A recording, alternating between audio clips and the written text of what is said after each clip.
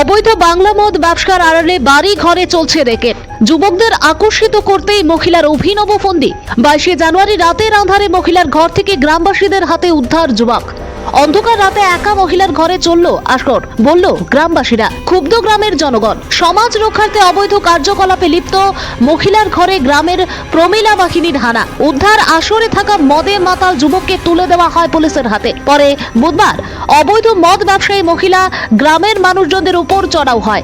গ্রামের মানুষজনদের অকথ্য ভাষায় গালিগালাজ করে বলেও অভিযোগ। পরে ফের বুধবার রাতে গ্রামের মানুষজন সহ প্রমিলা বাহিনী মহিলার বাড়িতে হানা দিয়ে উদ্ধার করে অবৈধ বাংলা মদ। সেই সাথে খবর দেওয়া হয় তেলিয়ামুড়া থানায়। খবর তেলিয়ামুড়া থানার পুলিশ গামাইবাড়ি স্থিত মহিলার বাড়ি অর্থাৎ ঘটনাস্থলে পৌঁছাতেই একের পর এক গ্রামবাসীদের অভিযোগ। পরে পুলিশ অবৈধ মদের বোতল সহ মহিলাকে আটক করে তেলিয়ামুড়া থানায় নিয়ে যায়। গ্রামবাসীদের অভিযোগ, অবৈধ কার্যকলাপে লিপ্ত মহিলা যেন অতি সত্বর গ্রাম ছেড়ে অন্যত্র চলে যায়। অবৈধ কার্যকলাপ সহ অবৈধ বাংলা মদ ব্যবসা নিজ বাড়িতে জাঁকিয়ে তুলেছে এলাকার চুনোপটি মাতব্বর নেতাদের আশীর্বাদ মাথায় নিয়ে। এতে ধ্বংসের পথে তরুণ প্রজন্মের ভবিষ্যৎ।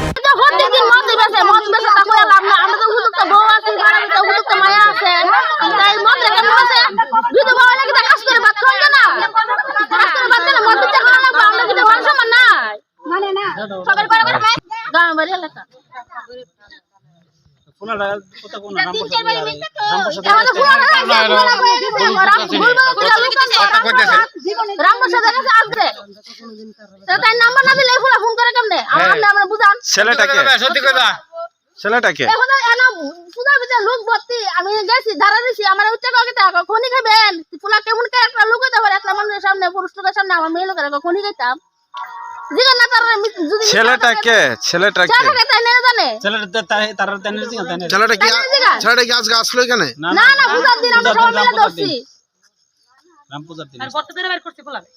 তার ঘর থেকে আমরা বাই করছি পোলাটা বাড়ি লগিয়া গোলবাজার আমার হাজবেন্ড এখন কইছে গোলবাজার থেকে বলাইছে পোলাটা গিয়া তাই গিয়া সাজ্জা হইতে গিয়া পোলাটা রাঞ্চা তেলে মরতে পোলাটা বলে কইতাছে দুপুর বেলা ক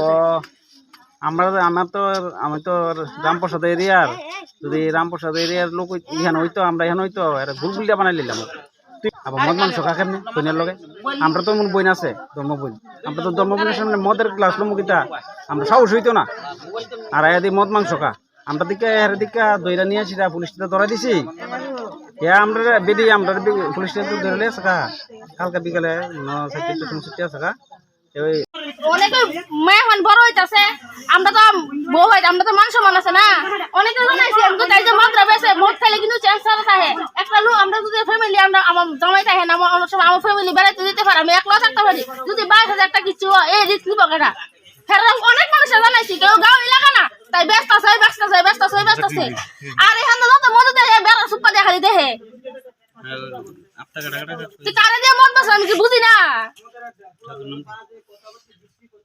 তাই ফুলানা পড়াশোনা করে মানুষের কেমনে দেয় আর বিধবা মহিলারা কাজ করে না তে কাজ করে ভাত খাইতে না লাভ আছে নি একটা ফাড়া দাবিতে একলাতে মদ বসে তে জামে মরে আছে গাতে কাজ করে ভাত খা দিছে কাটা মদ বসতো তাই না জানে কারে দিছে ওই সাধু বলে দিছে এর সারা দিব না bureau report, news Democratic voice Tripura.